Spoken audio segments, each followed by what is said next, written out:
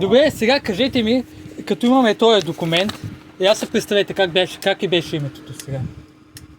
Полицай Мартин Райко само. Добре, полицай. Ти Райко, вие, който пушите цигарата? Ако изключиш телефона, ще ти кажа. Ето не снимам вече. Изключи го направо. Не мога да го изключа, защото тук преди малко ми казахте, че съзнателно бихте нарушили правата на един инвалид, като знаете, че сградата на град Полската без МВР поделение не е достъпна за инвалиди. Нищо подобно не сме ти казвали. Как не се казвали? Намекнахте го. Казахме ти, че не е наша вината, че стъпалата са такива на районното. Хубаво, че не е вината, но съзнателно... Ние не правим стъпала. Добре. Ние сме полицаи. Добре, кой призовава баща ми при тия условия? Бихте ли му казали името?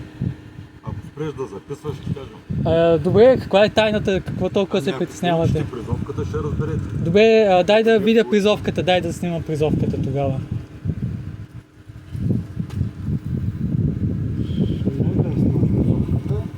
Защо без това ще ми я дадете? Ако се подпишеш да я вземеш, господин, е много ясно. Тя има входящ номер, има печат. А нас са ни прати да връчим призовката, вие не искате. Добре, дай ми я тук при отвора на вратата да се подпише и ще я взема. Страхувам се от вас, не искам да отворя вратата. Дайте да... Аз искам да се... Добре, дай ми листчето на химикалка, ако нещо отида за химикалка. Ще отида и ще се подпиша да тази призовка. Приемаме, да. Приемам от името на баща ми.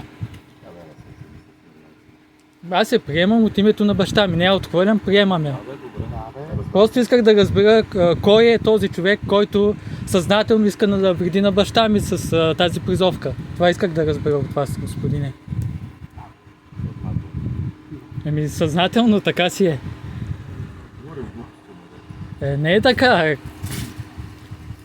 Ако знаете, че едно действие е опасно за някого и ако насила извършвате дадени дейности като арест или довеждане на сила с белезници, тогава е съзнателно. Не, вършим си работа. Да, знам, че си вършите работа, но въпреки това, докато си вършите работа... Значи, то се показва някакво решение на прокуратурата, че инвалид 97%, което прокурора се съгласява разпита да бъде извършен от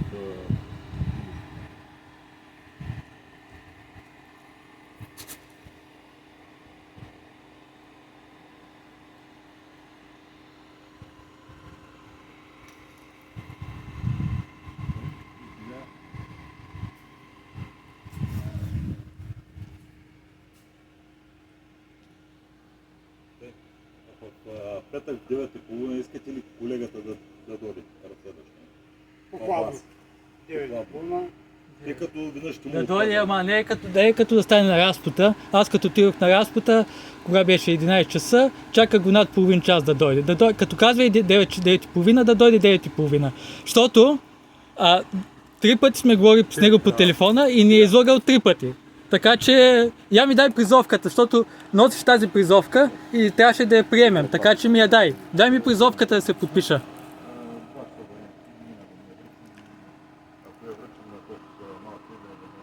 Малки, аз съм господине. Аз съм възрастен човек. Уважавайте ме.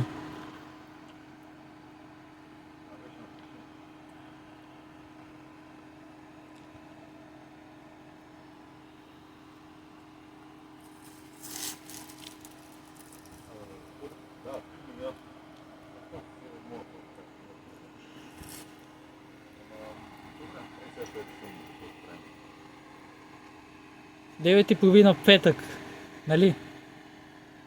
Добре, тук съм му приведен, тук съм му връчен призовка.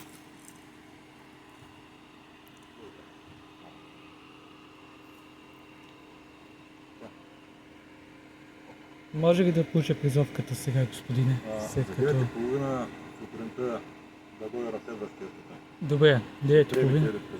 Да, приемам призовката, моля да ми я предоставите. ще приемете. Да, приемам призовката.